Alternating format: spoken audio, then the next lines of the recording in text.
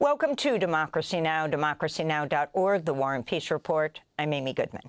U.S. and Iranian officials have concluded another round of indirect talks over Iran's nuclear program without a breakthrough, though a mediator cited significant progress in the Geneva negotiations. Iran's foreign minister said afterwards further technical talks are scheduled for next week in Vienna, the home of the International Atomic Energy Agency, and that progress toward a deal had been good. The talks came after President Trump assembled the largest fleet of warplanes and aircraft in the Middle East in decades, ahead of possible U.S. strikes on Iran, even though Congress has not authorized an attack. Pakistan's defense ministry declared an open war against Afghanistan's Taliban government as it launched cross-border attacks and airstrikes on the Afghan capital, Kabul. Pakistani officials claimed their attacks killed 133 Taliban fighters, while the Afghan government claimed its counterattacks killed 55 Pakistani soldiers. 13 civilians were reportedly killed in a refugee camp near the Torkham border crossing, including women and children, with several others wounded. Something fell, and I thought it had landed on top of our tent. My wife's hand was injured badly, and my nephew was injured too. Both are now lying in the hospital in critical condition. The escalation follows weeks of violence along Pakistan's 1,600-mile-long border with Afghanistan. The fighting has largely shut land border crossings, worsening Afghanistan's already dire humanitarian crisis.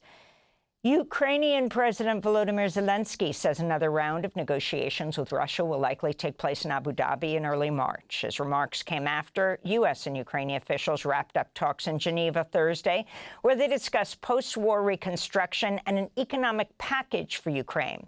Ahead of the talks, Russia launched a massive drone and missile attack against multiple cities in Ukraine, wounding 23 people, including a child. This is a resident whose apartment building in Zaporizhzhia was attacked by Russia. It's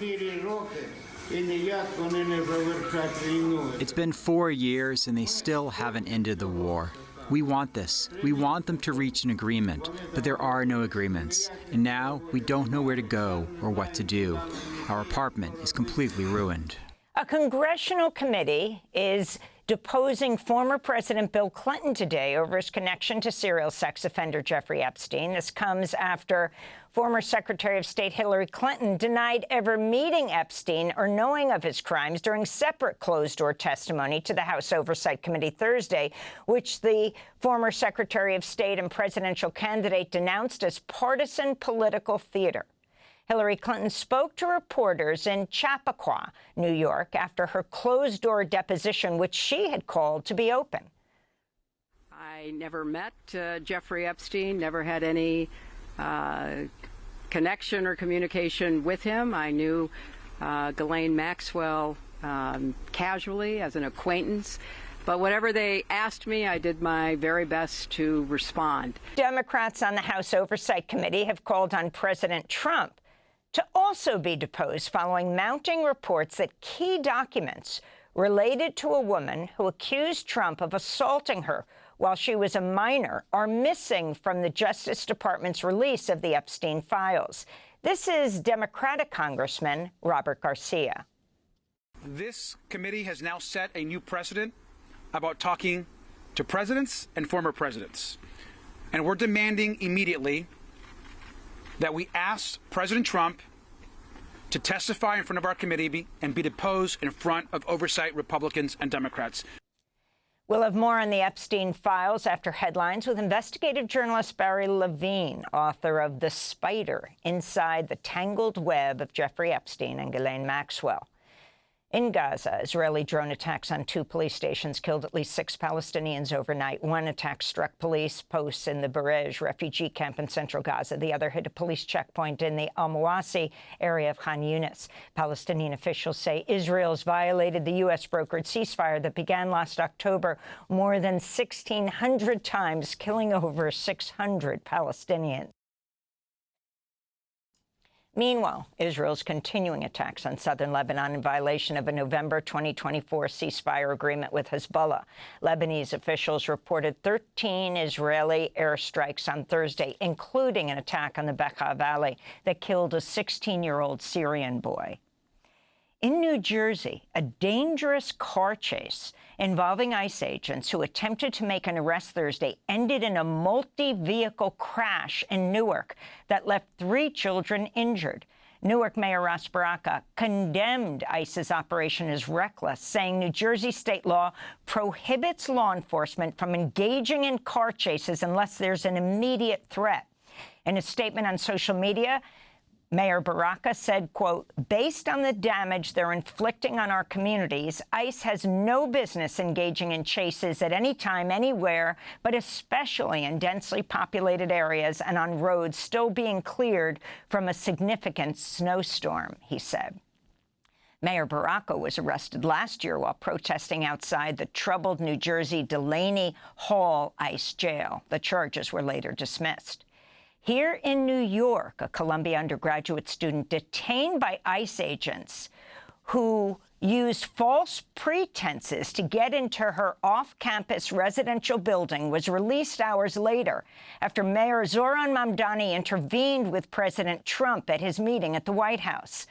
Eli Agiyeva, who's from Azerbaijan, was arrested Thursday morning when ICE agents entered the building without a warrant under false pretenses. Colombia's acting president, Claire Shipman, said security cameras captured the agents in the hallway showing pictures of an alleged missing child. Agiyeva posted about her arrest early that morning on Instagram saying, quote, "DHS illegally arrested me. Please help." We'll have more on this story later in the broadcast. Agiyeva's release from ICE custody came shortly after New York City Mayor Zoran Mamdani appealed directly to President Trump as he made his second visit to the White House since his historic election victory in November. On Thursday, Mamdani also gave White House Chief of Staff Susie Wiles a list of 4 current and former students targeted by federal immigration authorities and asked the administration for help on dismissing their cases. They are Mahmoud Khalil, Yunseo Chung, Mohsen Madawi, and Laka Cordia, all detained after they joined pro-Palestine protests. Laka Cordia is the only one who remains detained nearly a year after her arrest at an ICE jail in Texas. We'll speak with Columbia graduate student Mohsen Madawi later in the broadcast. At the White House, Mayor Mamdani also pitched an ambitious new housing project for New York City. He hailed the meeting as productive and shared a photo on social media with President Trump in the Oval Office, holding a mock version of the New York Daily News with the headline, "Trump to City, Let's Build." The mayor's office said in a news release the city is seeking some $21 billion in federal grants for the housing project, which Mamdani touted as the largest housing and infrastructure investment in New York City in more than 50 years. Access to affordable housing was at the center of Mamdani's campaign. In media news, Paramount Skydance is poised to acquire Warner Bros. Discovery after Netflix declined to match Paramount's $111 billion offer. Netflix ended its bidding war shortly after CEO Ted Sarandos visited the White House on Thursday afternoon, where he met with top officials, including Chief of Staff Susie Wiles. Paramount's offer still requires regulatory approval in the U.S. and Europe. If completed, it would create the largest media conglomerate in U.S. history, spanning news, sports, movies, video games, theme parks, and more, all controlled by Paramount chair David Ellison, a vocal supporter of President Trump. The deal would include acquiring CNN, consolidating Ellison's news empire, which already now includes CBS News. And the FBI has fired about a dozen more agents tied to the investigation into Trump's mishandling of classified documents at Mar-a-Lago after he left office in 2021. The purge by FBI Director Kash Patel comes as he faces mounting criticism over his use of a government jet to travel to the Milan Olympics, where he was filmed chugging beer in the locker room with the U.S. men's hockey team after their gold medal win over Canada. And those are some of the headlines. This is Democracy Now!, democracynow.org, the War and Peace Report. I'm Amy Goodman in New York, joined by Democracy Now! Co-host Juan Gonzalez in Chicago. Hi, Juan. Hi, Amy, and welcome to all of our listeners and viewers across the country and around the world. Thanks for watching Democracy Now! On YouTube. Subscribe to the channel and turn on notifications to make sure you never miss a video. And for more of our audience-supported journalism, go to democracynow.org, where you can download our news app, sign up for our newsletter, subscribe to the daily podcast, and so much more.